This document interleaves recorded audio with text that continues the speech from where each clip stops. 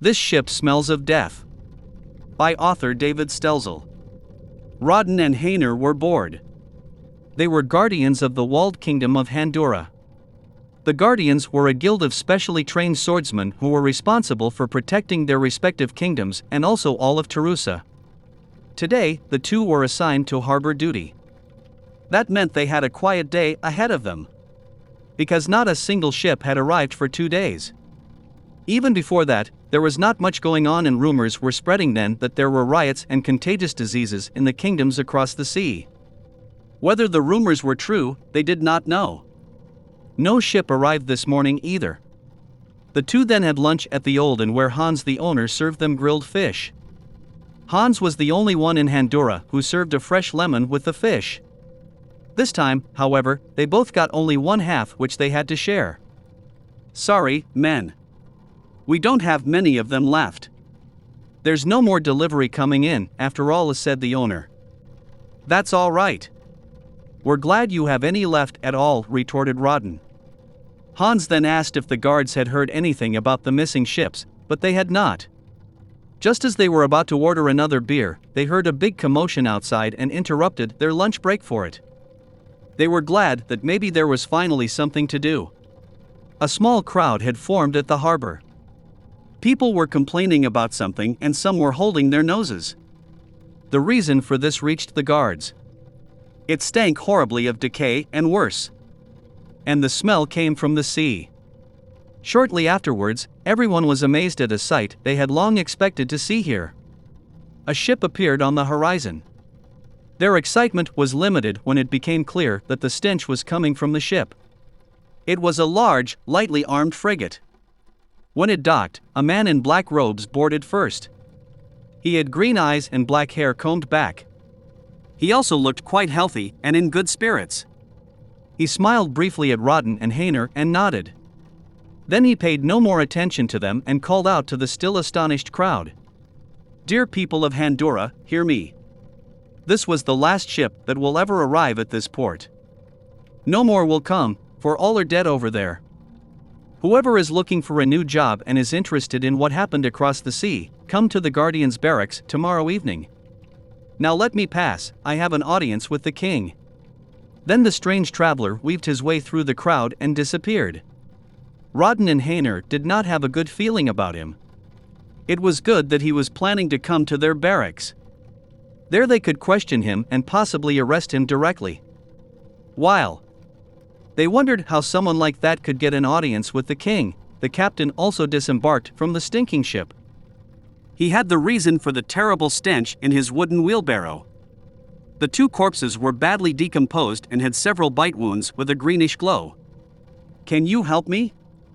We still have more than 50 of these passengers on the ship," said the captain. Rodden and Hainer realized that the man in the black robe and the captain were the only survivors of the voyage. When they asked him, as he was disposing of the bodies, why he hadn't thrown them overboard during the voyage, the captain fell silent for a moment. Apparently he was thinking about what to answer the guards. He decided to tell them the truth, even if it meant they thought he was crazy. Because they were still alive until this morning. Well, not really alive, but not quite dead either. They were running around trying to eat us. One of them looked like a spider. In the end, only the guy in black and I were left. He somehow kept them off my back while I steered the ship. When we got within sight of the harbor, they just keeled over. Living dead on a ship. They probably wouldn't have believed him if it hadn't been for the rumors they had heard earlier. What was suspicious, however, was that the strange stranger in black was supposed to have kept the undead at bay all by himself while the captain steered his ship. How would he have done that? They both resolved to ask him that the next day. Today and the next day, no more ships arrived, as the man had predicted. Towards evening, not only the guards of Handura, but also a good 24 fishermen and harbor workers had gathered at their barracks. All wanted to hear what news there was from the kingdoms across the sea. When the man appeared and everyone gathered around him, Hainer and Rodden positioned themselves at the end of the crowd. They wanted to intercept him in case he decided to leave as quickly as he had yesterday.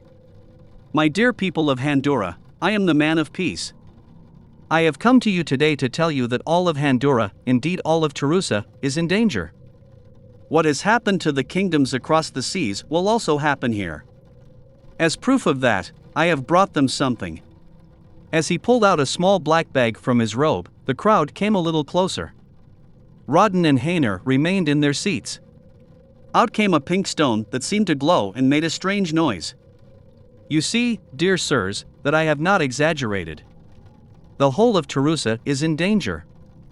And it is therefore urgent to cast aside your feeble minds and instead let my will enter your minds and your hearts." Yes. That sounded plausible.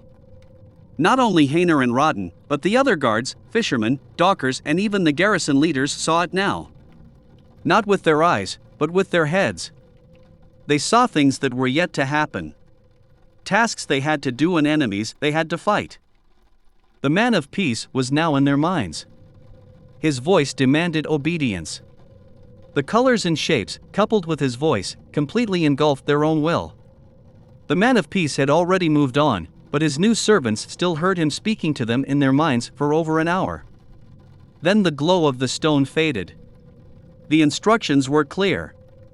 Each of them knew what the man of peace expected of them. The top garrison leader, Randolph, took the stone and led the way. Behind him, the rest of the guards, then the fishermen and dockers, and at the end Rodden and Hainer joined a queue. Lined up neatly, they marched towards the main gate. By this hour, civilians had taken over the wall guard. High up in the towers, they had control of the gate. Seeing the huge queue of people, led by Randolph, they did not think twice and opened the gate. The guards were very particular. It was better not to ask too many questions when they were living out their customs and traditions. They only found it strange that so many of them were making a trip outside the walls at this late hour. They marched and marched until they entered such remote parts of the Foch forests that none of them would have known where they were. But thanks to the voice in their heads, they knew exactly where their destination was. Around 4 a.m. They reached the clearing where another servant of the Dark Man was waiting for them. It was around the time they caught sight of the pale man with pointed teeth that Rodden and Hainer slowly awoke from their trance. They felt as if they were slowly waking up from a fever dream. At first, they could only see and think. They had not yet regained power over their bodies. They watched Randolph hand the pink stone to the pale creature. He placed the stone in the middle of the clearing and spoke a few words, creating a circle of sparks. The circle seemed to be a portal leading to a faraway place. From a brown sack, the pale servant now retrieved a syringe. But it was not made of metal like the one Rodden and Hainer knew from Handura. It was also much smaller than the ones used in the sanatorium of the Wall Kingdom. One by one he now injected something into the guards' upper arms, after which they stepped through the portal and disappeared. "What has this revenant done to us? I can't move my legs. I wonder if the others feel the same way," thought Rodden. Then he noticed that Hainer, who was standing in front of him in the queue, slowly turned his head back. His eyes looked pained but awake. So he seemed to be conscious too. The others were still completely under the control of the malicious man. Perhaps the spell did not have the same effect on them because they were not close enough to the strange stone, Rodden thought to himself. With incredible effort, he managed to nod at Hainer. He now understood that his colleague was also conscious and turned his head forward again. While the other guards continued to receive their injections, Rodden and Hainer fought for control of their bodies. When the last fisherman before Hainer received his injection, he noticed that he could at least move his arm. Then the fisherman was finished and he himself stepped forward. Now he could look into the portal. His brothers seemed to be in terrible pain and turning into something hideous. The thing that finally made him regain control of his body was not the fear of ending up like that himself. Rather, it was anger at what this vile creature had done to nearly 200 of his brothers. Angered, he knocked the syringe out of the vampire's hand. It took him a moment to realize that his master no longer had any control over Hainer. Then he let out a horrible scream. Two guards staggered back out of the portal and seemed to want to help the vampire.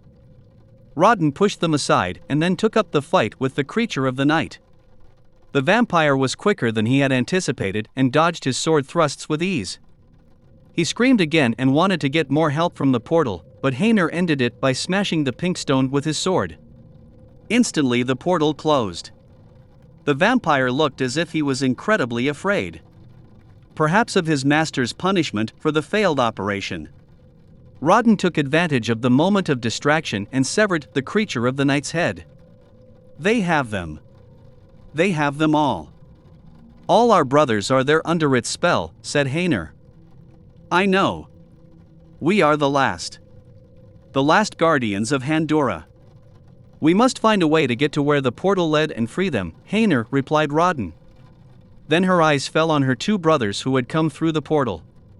They seemed to be in terrible agony. At first they wanted to go towards them to help them, but then they took their distance. One fell to the ground and seemed to grow. Like a piece of melted cheese being pulled apart, it grew longer. But not only that. His skin seemed to stick together. His legs merged and joined to form a kind of tail. Her other brother, they assumed it was Gregor, was crying and holding his head. He also seemed to be in great pain as his hands and arms grew.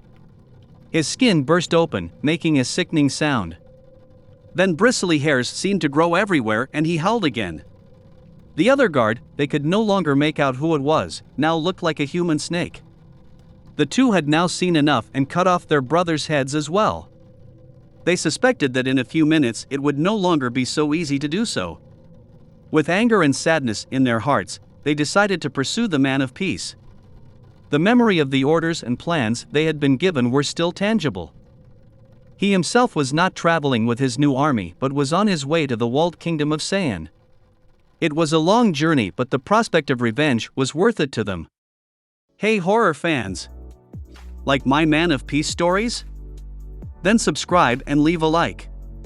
We will learn more about him and the large story that is behind all of this soon. Thanks for listening.